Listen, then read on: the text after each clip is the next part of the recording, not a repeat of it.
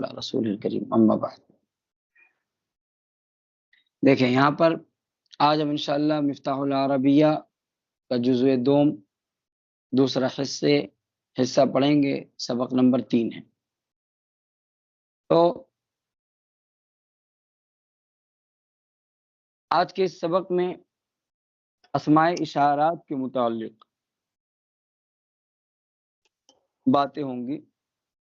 اسماء اشارات ان اسماء کو کہتے ہیں جن کے ذریعے سے چیزوں کی طرف اشارہ کیا جائے، ان کو اسماء اشارات کہتے ہیں۔ جیسے کہ یہ چیز، وہ چیز، یہ قلم، وہ قلم، یہ کتاب، وہ کتاب، وغیرہ وغیرہ۔ تو جو ہم اپنی زبان میں چیزوں کی جانب اشارہ کرنے کے لیے جو لفظ استعمال کرتے ہیں اردو زبان میں، اس کو بھی اس میں اشارہ کہتے ہیں، یہ وہ وغیرہ وغیرہ۔ اور اسی طریقے سے اسماء اشارات عربی زبان میں ہیں، تو عربی زبان میں بھی جن اسماء کے ذریعے سے چیزوں کی طرف اشارہ کیا جائے ان کو اسماء اشارات کہا جاتا ہے۔ تو یہ بہت آسان ہے، اسماء اشارات وغیرہ یہ آپ سب پڑھ چکے ہیں۔ یہ اسماء اشارات بہت سارے ہوتے ہیں، اس میں سے واحد جو اسماء اشارات ہیں مذکر کے اور مؤنث کے، غائب کے، قریب اور بعید، مذکر قریب، مذکر مؤنث قریب، اور مذکر بعید، مؤنث بعید، بس یہ 4 کا استعمال ہوگا۔ یعنی واحد مذکر کا ہوگا استعمال، واحد مؤنث کا ہوگا جو دونوں قریب کے لیے ہوں گے، پھر بعید میں جب ہم جائیں گے تو اس میں بھی مذکر اور مؤنث کا استعمال ہوگا۔ تو یہی استعمال آج بتانے کا مقصد ہے کہ آپ لوگ اسماء اشارات کو پہچان جائیں، لیکن صرف واحد کی مشق کروا رہے ہیں، حالانکہ اس کے اور بھی بہت سارے ہیں۔ اسماء اشارات کے ہاذا ہے واحد مذکر قریب کے لیے، اس کی تثنیہ آتی ہے ہاذانی، ہاذا ہاذانی، اس کی جمع ہاؤلائی۔ اب مذکر بعید کے لیے واحد ذالکا، ذالکا جو ہے اس کی تثنیہ کیا ہے؟ وہ 2 مرد، تو ذالکا کا تثنیہ ذانکا، ذالکا ذانکا، اور اس کی جمع آئے گی اولئک، اولئک علی ھدی من ربہم واولئک ھم المفلحون، واولئک ھم المفلحون۔ تو یہ ہو گیا مذکر قریب کے لیے، مذکر بعید کے لیے، واحد بھی ہو گیا، تثنیہ بھی ہو گیا اور جمع بھی۔ ھذا ھذانی ھؤلائی قریب کے لیے ہو گیا، واحد تثنیہ جمع، ذالک ذانک، ذالک ذانک اولئک۔ سمجھ میں آئی بات؟ اب یہ ہؤلائی اور اولئک، اس کا استعمال برائے مذکر و برائے مؤنث دونوں ہے۔ یعنی ہؤلائی اور اولئک جو جمع ہے قریب اور بعید کا، یہ مؤنث اور مذکر دونوں کی جمع استعمال ہوتی ہے۔ یہ تو مذکر کی بات ہو گئی۔ مؤنث کی بات ھذہ، ھذہ یہ قریب کے لیے، اور تلکا یہ بعید کے لیے۔ ھذہ قریب کے لیے، تلکا بعید کے لیے، اولئک سب کے لیے، ہؤلائی سب کے لیے۔ تو ہؤلائی اور اولئک یہ بٹے ہوئے ہیں مذکر و مؤنث دونوں میں۔ تو اب یہ اسماء اشارات کی تفصیل ہو گئی۔ جہاں پر اسماء اشارات ہوگا وہاں پر مشار الیہ کا ہونا ضروری ہے، یعنی اس میں اشارہ کا استعمال ہوگا ہی ایسے کاموں کے لیے جس کی جانب اشارہ کیا جائے۔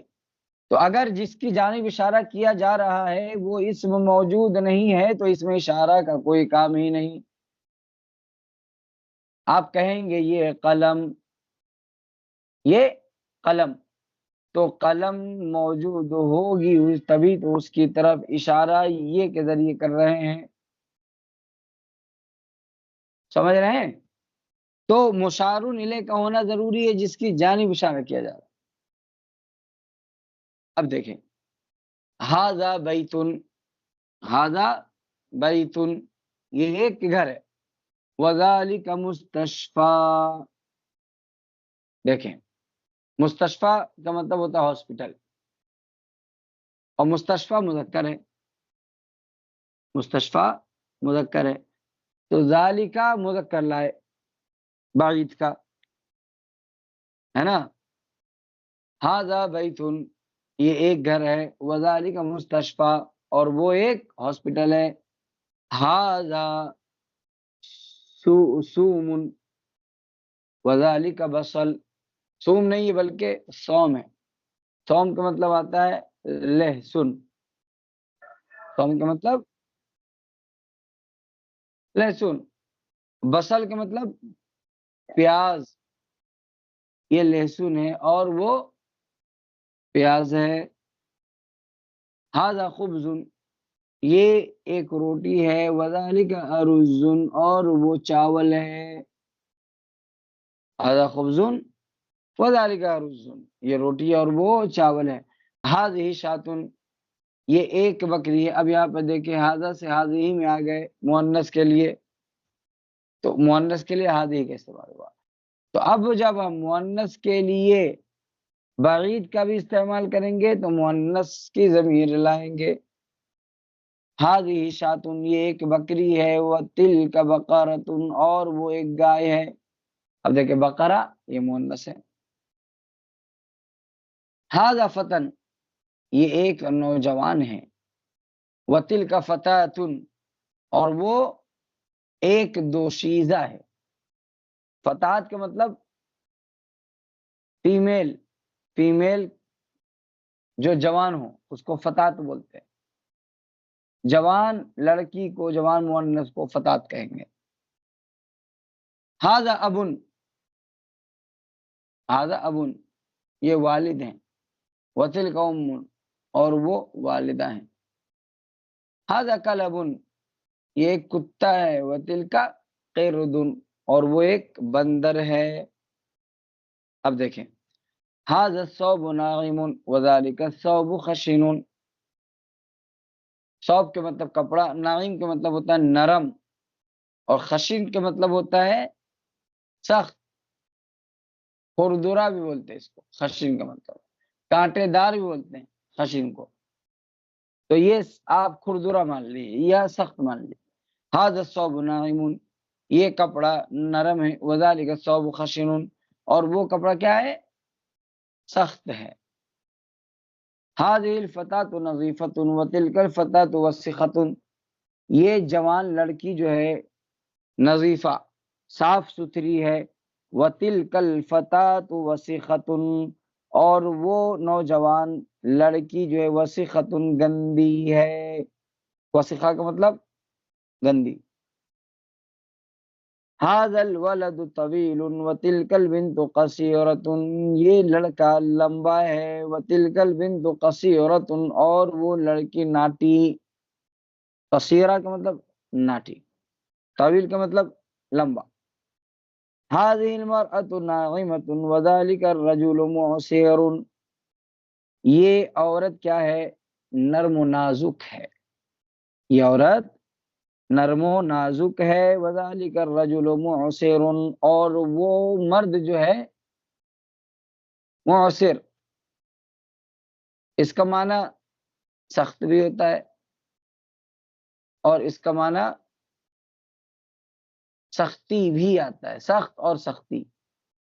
تو معسر یہ عورت نرم و نازک ہو، یعنی اس عورت کا جسم کیا ہے؟ نرم و نازک ہے، اور اس مرد کا جسم کیا ہے؟